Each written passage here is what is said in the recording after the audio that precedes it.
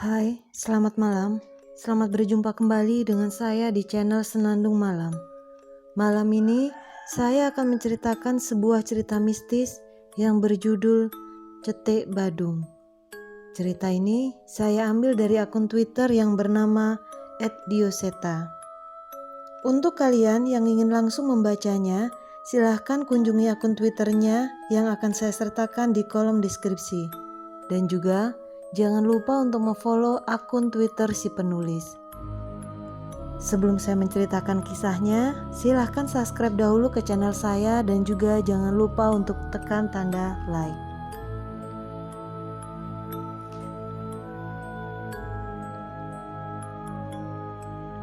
Nah meme, tiang ane lakar ngwalesang gedek memene.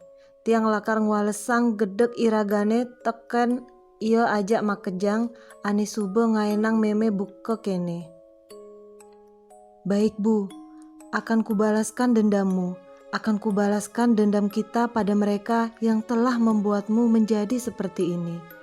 Ucapku pada meme atau ibuku. Cairan itu menetes sedikit demi sedikit dari mayat memeku yang telah mati. Berhari-hari aku menangisi jasadnya hingga tidak tersisa lagi air mata yang bisa kujatuhkan.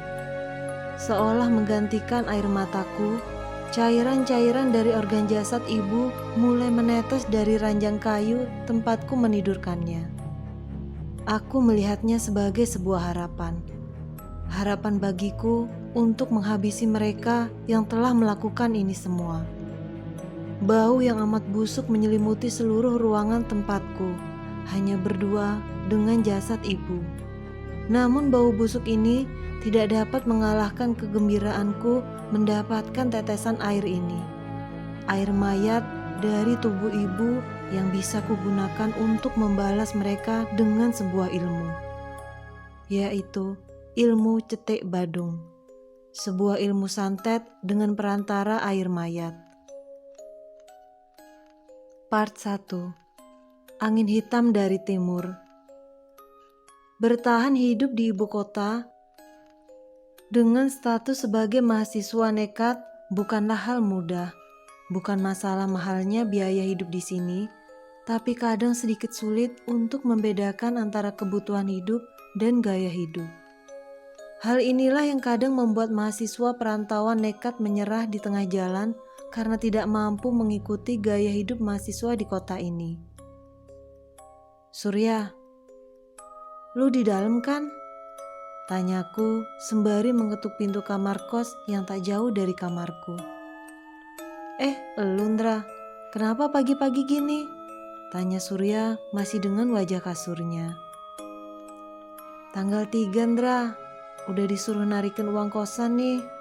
Ucapku yang sejak tahun lalu memang dititahkan oleh ibu kos untuk mengurus pembayaran kamar. Berapa?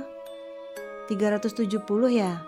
Nih, ucapnya sembari mengeluarkan 4 lembar 100 ribuan yang sepertinya memang telah ia siapkan. Udah, kembaliannya buat lu aja. Ongkos kemarin sering nitip beli nasi goreng, tambah Surya.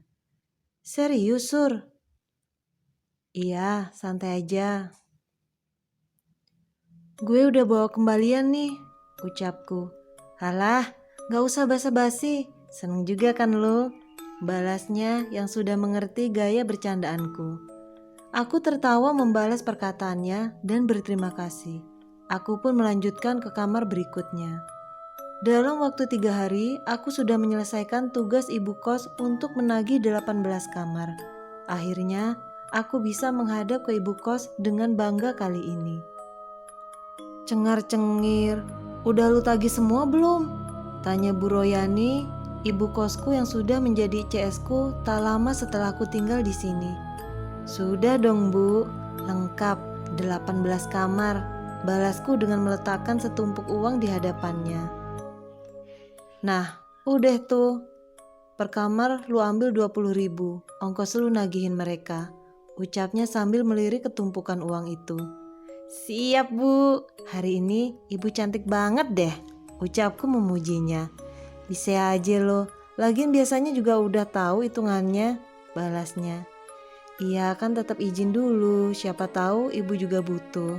Ucapku sembari mengembalikan sisa uang kos itu kepadanya dan berpamitan. Hahaha, Tuhan memang selalu punya rencana untuk memenuhi kebutuhan umatnya. Aku selalu percaya itu. Setelahnya, aku segera bersiap untuk berangkat ke kampus dan memasukkan satu box kartu perdana ke tasku. Ini adalah salah satu daganganku yang membuatku menjadi terkenal di kalangan mahasiswa penghamba kuota. Apa? Mahasiswa nekat? Gagal di tengah jalan? Sorry, premis di atas tadi bukan kisah tentang gua. Mana mungkin seorang Indra Askarya, mahasiswa yang perantau dari Purwakarta ini bisa kebingungan masalah uang. Bukan bermaksud untuk sombong, tapi aku adalah orang yang tidak memperdulikan apa kata orang. Kalau bahasa kerennya, gua gak peduli lo menghina apa, toh bukan lo yang ngasih gua makan. Memang itu bukan kata-kata bijak yang sering dipajang orang-orang di media sosialnya agar terlihat keren. Tapi kalimat itu cukup membuatku menjadi cuek dengan pandangan orang dan terus melangkah. Dra, udah siap belum? Panggil seseorang sambil mengetuk pintu kamarku. Itu adalah Arsa, temanku yang paling dekat. Kami memang beruntung sampai semester 4 ini masih bisa satu kelas. Sudah dong. Yuk, balasku sembari mengenakan tas ranselku yang tak cukup besar. Woi, tungguin, gue juga bareng. Teriak seorang perempuan dari kamar di lantai 2. Dia Amita, salah seorang sahabatku juga. Mahasiswa perantauan dari Bali yang mendapat beasiswa untuk mencari ilmu di kampus dan kelas yang sama denganku. Jangan lama-lama, ucapku. Enggak lah, ini langsung turun. Tapi habis make up, milih tas sama milih sepatu, balasnya. Yuk kita berangkat duluan, balas Arya sambil mengajakku keluar. Bercanda, nih gue langsung turun. Balas Amita yang dalam hitungan detik sudah menghampiri kami. Kalau sampai nungguin lo milih baju, mending gue ngerjain skripsi duluan, ledekku. Amita pun menepuk pundakku dengan tertawa. Gak selama itu juga Kang Kasep, balasnya yang sok menirukan logat Sunda mengingat kota kelahiranku. Ya, Ge Amita mulai belajar bahasa Sunda, awas betah, ledek Asra. Biarin, ini mau ngobrol apa mau berangkat nih? Kalau masih mau ngobrol, gue bikin skripsi dulu nih, balas Amita. Dibales. Kami bertiga memang sedekat ini. Waktu Amita berbeda jurusan, tapi hampir setiap jadwalnya tidak berbeda dengan kami. Ada alasan ia tidak sering berkumpul dengan anak kos atau mahasiswi perempuan lainnya dan lebih memilih dengan kami. Menurutnya, mahasiswi beasiswa itu mengemban tanggung jawab yang besar, baik dari soal nilai maupun biaya hidup. Berteman dengan kami sudah terbukti bisa menghindari lifestyle anak kampus dan teman-teman kos kami. Hanya dengan berjalan kaki sekitar 10 menitan, kami sudah mencapai gerbang utama kampus. Kos kami memang tidak jauh, malah kadang aku curiga jarak dari gerbang utama hingga gedung kuliah masih lebih jauh dari jarak kosku ke gerbang kampus. Balik jam 2 kan? Pada mau kemana habis itu? Ucap Amita. Ke warung nasi Bu Marti aja, biar kenyang sampai malam, ajakku. Oke, ketemu di sana, balas Mita. Aku dan Asra segera menuju kelas yang memang berbeda arah dengan Amita. Seperti ceritaku tadi, sudah ada beberapa mahasiswa yang menungguku di kelas menanti kartu perdana daganganku. Ntar kalau habis, gua kontak lagi Andra. Beres, thank you bro. Dalam sekejap, aku menghabiskan setengah box kartu perdana yang kubawa yang kuduga akan habis dalam hitungan hari. Aku dan Arsa sudah siap di kursi kami tepat saat dosen datang. Aku tidak mau sampai ketinggalan materi pelajaran perkuliahan. Untukku, Semua materi yang diajarkan pasti bernilai. Maksudnya bernilai dalam arti yang sebenarnya. Setiap menjelang ujian, catatan dan kisi-kisi yang kucatat selama ini bisa bernilai sebungkus rokok. Sesuai janji, selesai berkuliah, kami bertemu di warung Bu Marti. Warung ini letaknya cukup tersembunyi di dalam gang, jadi tidak terlalu ramai. Setelah menahan rasa laparku, akhirnya aku melampiaskannya dengan memilih beberapa sayur rumahan sebagai lauk. Arsa dan Amita sudah lebih dulu selesai memilih. Buset, lu jajan apa ngerampok? Ledek Asra. Amunisi sampai nanti malam. Lagian, lu pada irit-irit banget makannya. Bayarnya kan sama, balasku. Amita mengambilkan minuman yang telah selesai dibuatkan dan membawanya ke meja kami. Tah, libur semester ini kan panjang. Nyambung sama libur lebaran. Lu gak ada rencana balik ke Bali? Tanyaku. Nah, itu gue baru mau ngomong. Rencananya sih gitu. Lu pada pulang kampung juga? Balas Mita. Gue pasti pulang. Kalau enggak, nama gue bisa hilang dari kartu keluarga. Respon Asra. Gue pulang pas hari H lebaran aja. Hitung-hitung nemenin ibu kos. Balasku. Kampungku paling dekat dibanding mereka berdua. Selain karena bisa pulang kampung kapan saja, sepertinya lebih berfaedah bila aku tetap tinggal di kos membantu ibu kos menjaga kamar-kamar yang ditinggal oleh penghuninya. Bagus tuh, gue nitip motor ya. Males gue kalau pas balik harus repot-repot servis sama cek aki lagi, ucap Astra. Tenang, motor lu aman di tangan gue, balasku. Jangan tiba-tiba gue lihat motor gue di tukang gadai ya, balas Asra. Yakin gak mau? Gue cariin harga yang bagus deh, balasku meledek. Ngaco lu. Seusai makan dan perbincangan tidak jelas itu, kami kembali ke kos. Biasanya kalau malamnya salah satu dari kami bosan, kami tinggal nongkrong di tukang roti bakar. Satu roti bakar biasanya bisa bertahan beberapa jam untuk kami bertiga. Menjelang malam, angin mulai menghembus dengan kencang. Tiba-tiba saja jendela kamarku terbanting menutup beberapa kali. Aku pun menghampirinya dan berniat menguncinya. Saat menghampiri jendela, perhatianku tiba-tiba tertuju pada seseorang yang berdiri tertegun di halaman depan. Dari baju yang ia pakai, aku tahu itu Amita. Sedang apa dia seorang diri berdiri di sana? Woi, Mita, ngapain di sana? Panggilku. Tapi ia tidak merespon sama sekali dan hanya berdiri di tengah kencangnya angin yang berhembus. Pikirku mungkin ia sedang menunggu seseorang. Aku pun kembali menutup jendelaku dan bersiap berbaring lagi memainkan telepon genggamku. Tok tok tok. Baru saja aku bersiap merebahkan tubuhku, tiba-tiba terdengar suara seseorang mengetuk pintu kamarku. Indra, panggilnya. Itu suara Mita. Lantas, siapa yang ada di luar tadi? Saat itu juga aku merasa ada yang aneh. Seketika bulu kuduku merinding. Aku belum pernah merasa seperti ini di kos ini. Indra, suaranya terdengar lirih, tidak seperti biasanya. Dengan perasaan ragu, aku pun membuka pintu. Dan benar, memang benar itu Mita. Tapi wajahnya terlihat pucat, matanya menguning dan seperti ada bekas air mata yang mengering di pipinya. Indra, aku mau mati. Suara ketokan pintu terdengar membangunkanku dari tidurku.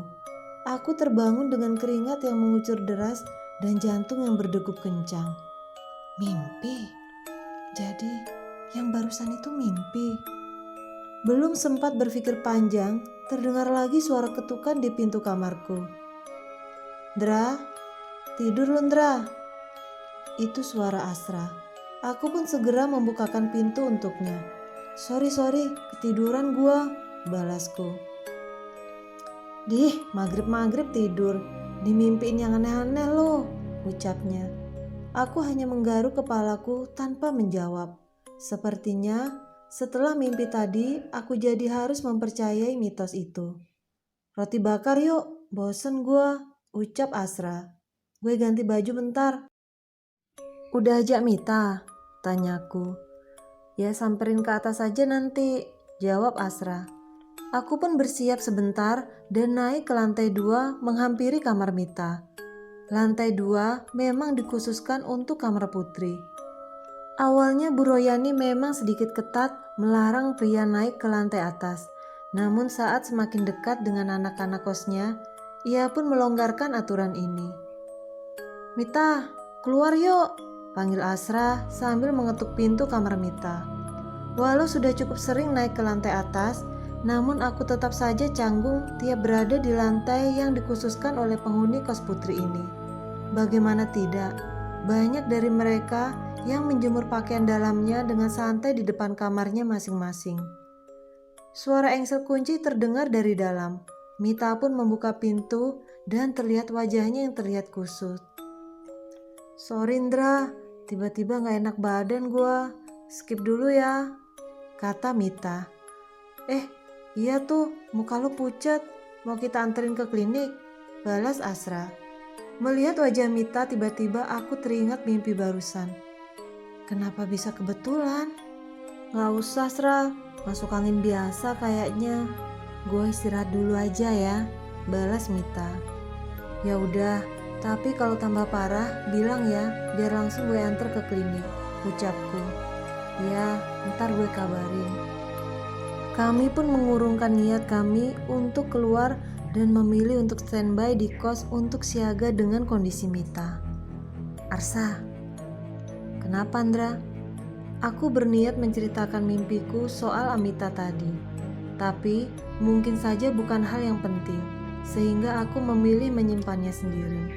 Gak jadi, ntar kontek-kontekan ya kalau Mita ngabarin, ucapku.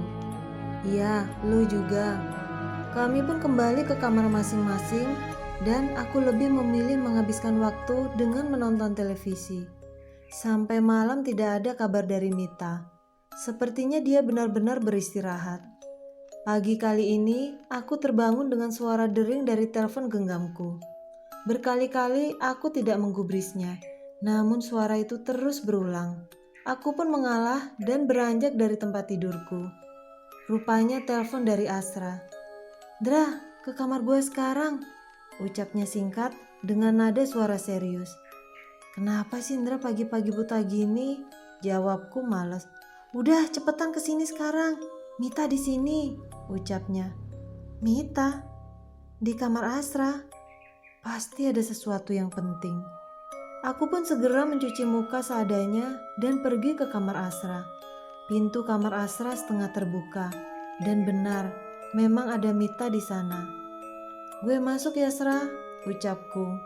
Terlihat Mita sedang terduduk menyandarkan dirinya ke tembok dengan memeluk bantal. Matanya terlihat sembab. Si Mita, Andra. Asra ingin mulai cerita, namun segera dipotong oleh Mita. Meme gue, nyokap gue, Andra. Nyokap gue udah gak ada. Ucapnya yang segera disusul dengan suara isak tangis. Nyokap lo yang di Bali?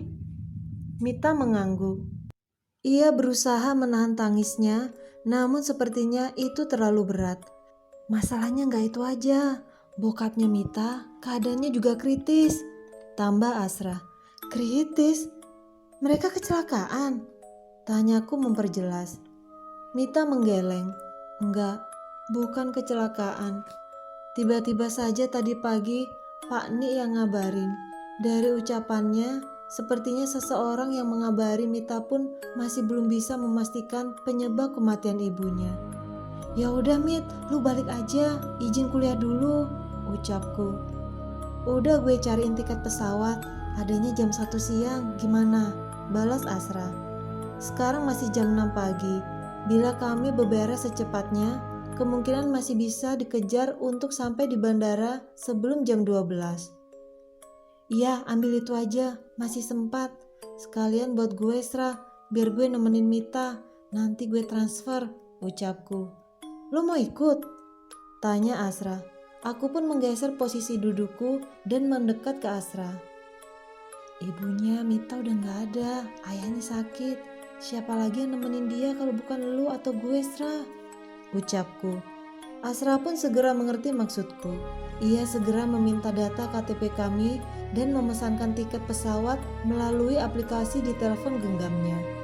Udah nih, siap-siap, jam 10 kita harus sudah berangkat dari sini. Kita?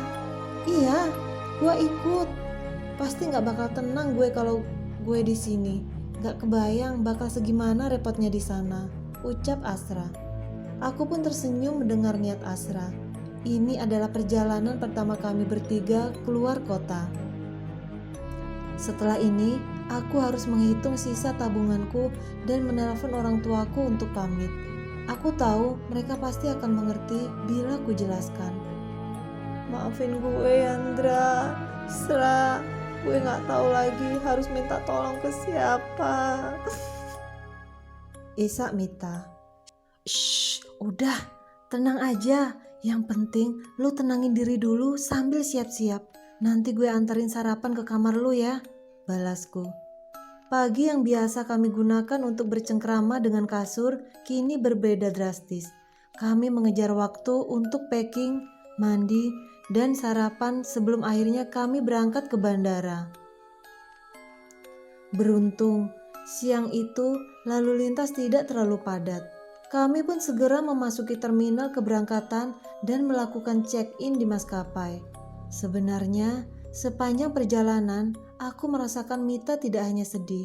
Ia seperti memikirkan sesuatu yang seolah membuatnya bimbang. Namun, semua itu terjawab ketika kami bersiap memasuki gate boarding. Tiba-tiba Mita menarik bajuku seolah ragu untuk berangkat. Ndra, Sra, ada yang belum gue ceritain, ucap Mita dengan hidungnya yang masih merah setelah menangis cukup lama. Kenapa, Ta? Balasku. Gua mimpi. Sebelum gue dapat kabar nyokap meninggal, gue dapat mimpi aneh, ucap Mita. Mita bercerita, malam itu saat ia merasa tidak enak badan dan beristirahat, dia terbangun beberapa kali. Dan mimpi setiap tertidur selalu menyambung. Di mimpi itu ada sosok perempuan dengan wajah yang dipenuhi garis biru dari urat-uratnya. Ia menatap Mita dengan mata yang sudah memerah. Berkali-kali ia mencoba mengejar Mita. Mengetahui sosoknya yang seperti itu, Mita pun selalu melarikan diri. Entah berapa lama itu terjadi, sampai akhirnya perempuan itu berhasil menangkap Mita. Namun yang terjadi, perempuan itu hanya berucap pada Mita. De mule, engke jepanadine, de mule. Jangan pulang, apapun yang terjadi, jangan pulang. Di mimpi itu, perempuan itu melarang gue untuk kembali, entah apa maksudnya. Gue gak tahu itu cuma mimpi atau peringatan, cerita Mita. Aku saling bertatapan dengan Asra. Awalnya lu gak cerita soal ini karena lu tetap pingin pulang ke Bali kan? Tanya Asra. Mita mengangguk. Ya udah, urusan kita sama keputusan lu, bukan mimpi lu lagi. Ayo jalan, ucapku melengkapi maksud pertanyaan Asra. Ini pertama kalinya aku menaiki kendaraan yang sering diumpamakan dengan nama burung besi. Mungkin kalau bukan karena darurat, aku akan lebih memilih naik bus yang harganya bisa 5 kali lebih murah dari pesawat. Dan satu lagi, beruntung ada Asra yang sudah pengalaman dengan perjalanan udara. Kalau tidak, mungkin aku sudah seperti orang bodoh di bandara tadi. Birunya lautan dan berbagai pegunungan terlihat dengan indah dari jendela. Seandainya ini bukan perjalanan darurat, mungkin aku lebih bisa menikmati perjalanan ini. Namun sama seperti yang lain, mungkin pikiran kami semua sudah terpaku pada apa yang harus kami lakukan di tempat Mita nanti. Setelah mendarat, kami pun melanjutkan perjalanan kami dengan menggunakan taksi bandara. Ternyata, desa Mita terletak di utara Pulau Bali yang membutuhkan waktu beberapa jam dari bandara. Kami turun di desa rumah orang tua Mita tinggal, bukan desa seperti yang kubayangkan berisi rumah adat Bali. Ternyata di rumah-rumah di desa Mita sudah mengikuti perumahan sekarang. Hanya saja ciri khas arsitektur rumah Bali tetap dibangun dengan halaman yang mengelilingi rumah. Terlihat dengan adanya kuil kecil tempat meletakkan canang atau sesaji yang biasa disebut sanggah. Kedatangan Mita disambut dengan wajah haru kerabatnya yang menunggu di sana. "Ge, maafkan Pak Nikmu ne, Ge," ucap seorang bapak yang cukup berumur yang air matanya menetes lagi ketika melihat Mita. "Sudah Pak Nik, Tiang mau belajar ikhlas," jawab Mita. Belum sempat mereka berbincang lebih dalam, kami melihat pemandangan yang sama sekali tidak kami duga. Tidak hanya ada satu jenazah di sana, ada 4 jenazah yang dibaringkan bersama dengan Ibu Mita. "Pak Nek, itu jenazah siapa saja?" Paman Mita mengusap air matanya yang kembali keluar dan mendekat ke arah Mita. "Pak Nek gak mau bikin Gek khawatir, jadi Pak Nek tidak memberitahu Gek soal mereka. Menek dan ninimu juga bernasib sama," cerita Pak Nik. Akhirnya aku tahu mengapa Paman Mita hanya mengabari seadanya tentang kepergian ibunya Mita. Rupanya istrinya juga bernasib sama dengan ibunya Mita. Aku tidak menyangka akan melihat hal seperti ini. Wajah Mita terlihat semakin syok. Aku hanya bisa mengelus punggung Mita. "Yang tenang ya Mit, diikhlasin," ucapku. "Mereka orang-orang baik, Ndra. Mereka yang ngurus aku waktu kecil." Sekali lagi air mata Mita mengalir deras. Mita berniat melihat terakhir kali jasad ibu dan kerabatnya.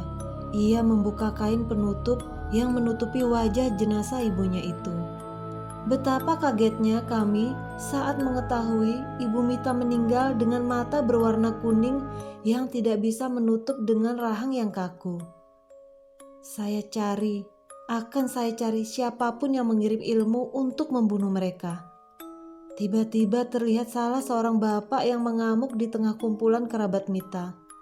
Saat Mita menatapnya, sepertinya Mita mengenal orang itu. "Pak Nik, maksudnya apa? Membunuh? Ibu dibunuh?"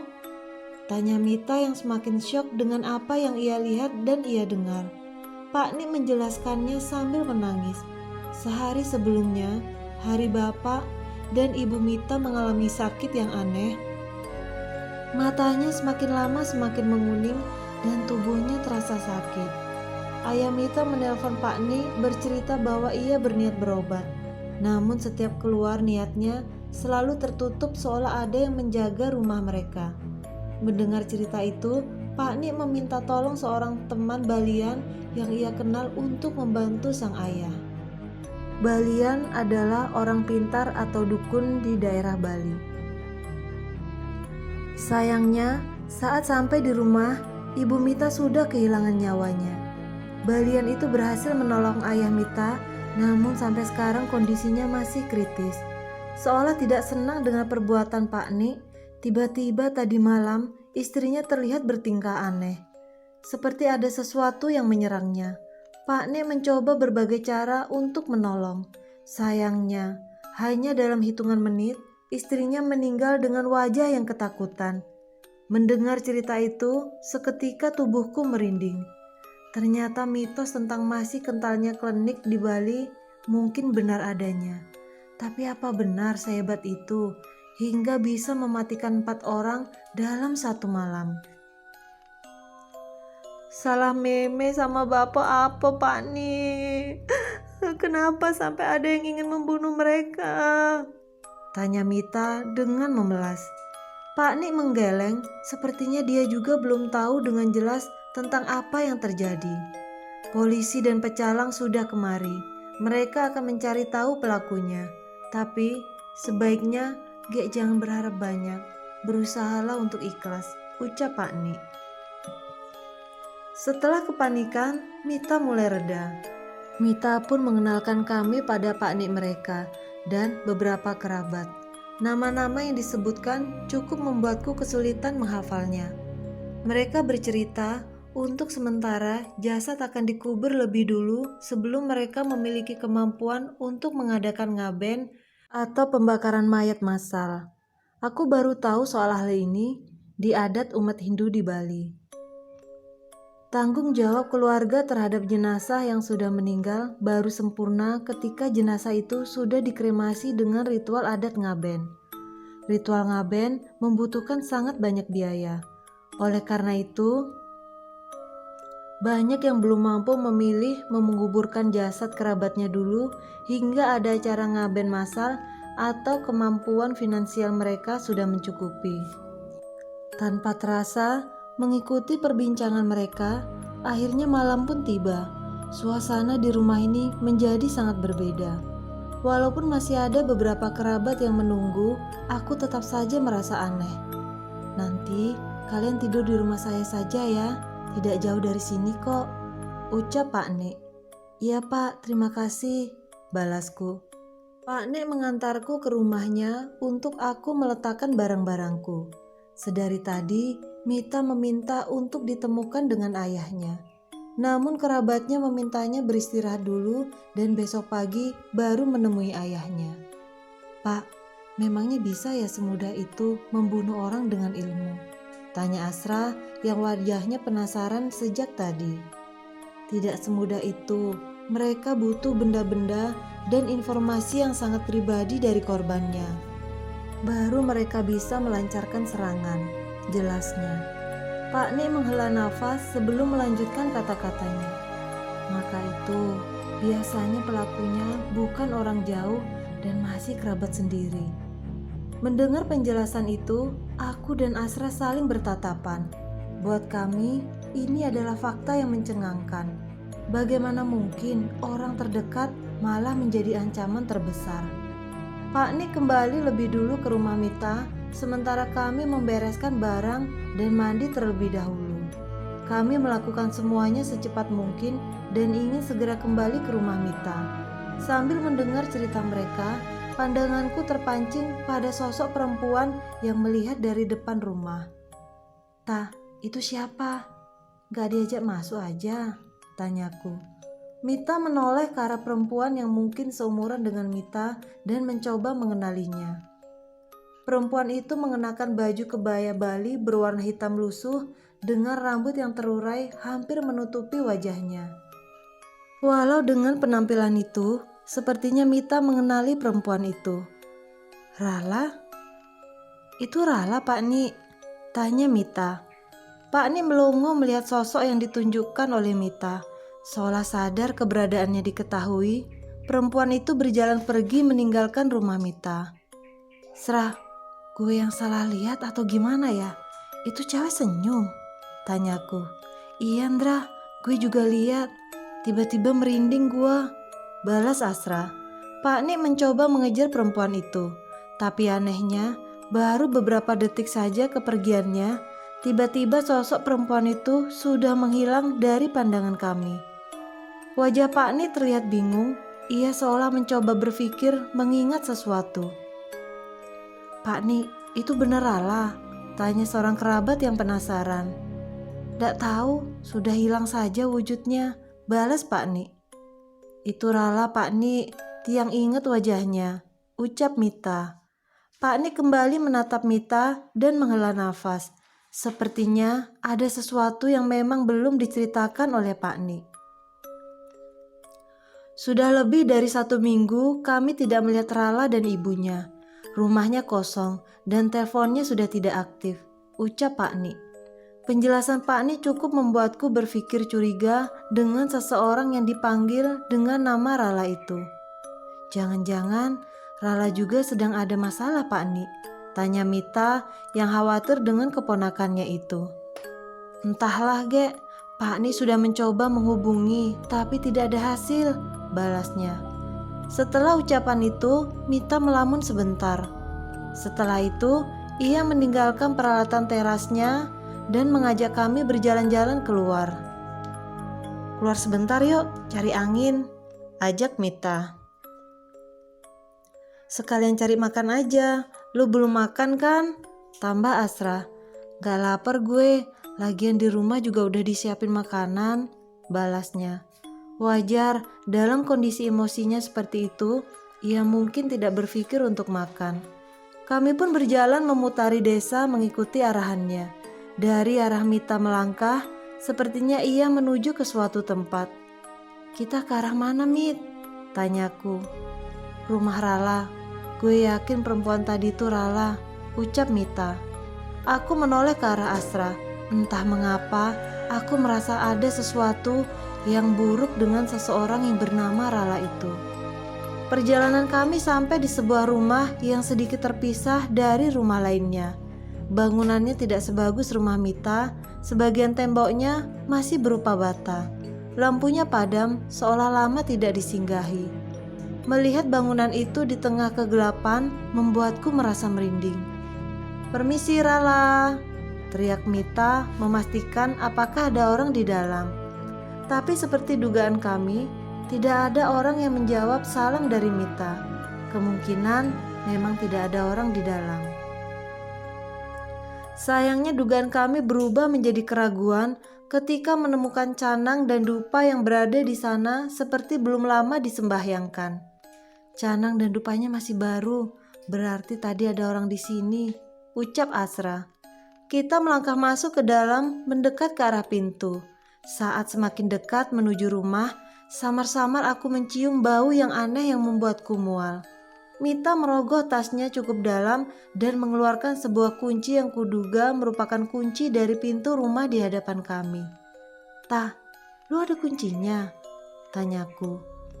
Gue sama Rala temenan dari kecil, mungkin udah kayak saudara. Makanya memenya nitipin kunci rumah biar aku bisa sering mampir pas Rala di rumah sendiri, jelas Mita. Pantas saja Mita begitu khawatir dengan perempuan bernama Rala itu. Ternyata ia mempunyai hubungan yang erat dengannya. Tepat saat pintu terbuka, bau yang menyengat semakin tercium. Aku tidak pernah mencium bau seperti ini sebelumnya. Kami menyalakan penerangan dari telepon genggam dan menelusuri rumah Rala yang terlihat berantakan. Ada sebuah kamar yang tertutup rapat di belakang, tidak seperti kamar lain yang terbuka. Sepertinya kami bertiga mengambil kesimpulan yang sama dan menuju kamar itu. Hoak! Tepat ketika kamar itu terbuka, Asra tak bisa menahan rasa mualnya dan terus menutupi hidungnya. Benar, bau itu berasal dari kamar ini. Tak cukup sampai di situ. Saat kami mengarahkan cahaya senter kami ke arah dalam, di sana terbaring sosok jasad seorang perempuan yang sudah membusuk dan hampir tak berbentuk. Posisi kepalanya yang menengok ke arah kami membuat Mita seketika panik dan terjatuh. Itu mayat, ucapku panik. Asra masuk melihatnya dan segera berpaling, tidak tega melihat kondisi jasad yang ada di hadapannya itu. Mayat itu. Mita mencoba mendekat memastikan. Sra, cari meteran listrik, coba nyalain lampunya, perintahku. Asra pun mencari meteran listrik dan menemukannya di samping rumah. Tak berapa lama setelahnya, beberapa lampu di rumah ini menyala. Lampu dari bohlam berwarna orange pun menerangi ruangan ini. Itu Meni, memenya Rala, teriak Mita yang kembali menangis saat bisa melihatnya dengan jelas. Sayangnya bukan hanya sosok jasad itu saja yang bisa terlihat dengan jelas. Tembok-tembok meja dan semua benda di ruangan itu penuh dengan coretan-coretan. Bahkan ada beberapa yang ditulis dengan darah. Mati yang cang ibe, makejang harus mati. Imeme kanti ngalahin harus walesang. Kubunuh kalian, semua harus mati. Kematian meme harus dibalas. Nyak dewa, nyak buto, cang sing peduli. Makejang lakar sembah apa ngidang walesang ane makejang. Dewa ataupun setan, aku tidak peduli. Siapapun ku sembah demi membalas ini semua. Berbagai umpatan, cacian, sumpah serapah tertulis oleh seseorang yang memendam rasa dendam yang sangat dalam. Aku merasa hampir seluruh tulisan itu sampai tiba-tiba aku berhenti pada sebuah tulisan. 5 hari. 5 hari aku menunggu jasad Meme. Kukira lebih baik aku mati bersama Meme. Tapi Meme berkehendak beda. Jasad Meme pun menuntut keadilan. Dengan air yang kudapat dari jasad Meme, akan kubalaskan kematiannya kepada mereka yang telah membunuhnya. Aku menelan ludah, membaca tulisan itu. Mita pun menemukan beberapa cawan kayu yang berisi cairan berbau sangat busuk. Gak mungkin Rala yang membunuh Meme, ucap Mita dengan air mata yang masih menetes. Aku tidak dapat berkata apa-apa lagi melihat bencana yang menimpa Mita saat ini. Aku hanya bisa membantu Mita untuk berdiri dan mengajaknya meninggalkan rumah ini untuk melapor kepada Pak Ni. Wajah Asra pun menggambarkan ia benar-benar tidak mampu menangkap kejadian ini dengan nalar.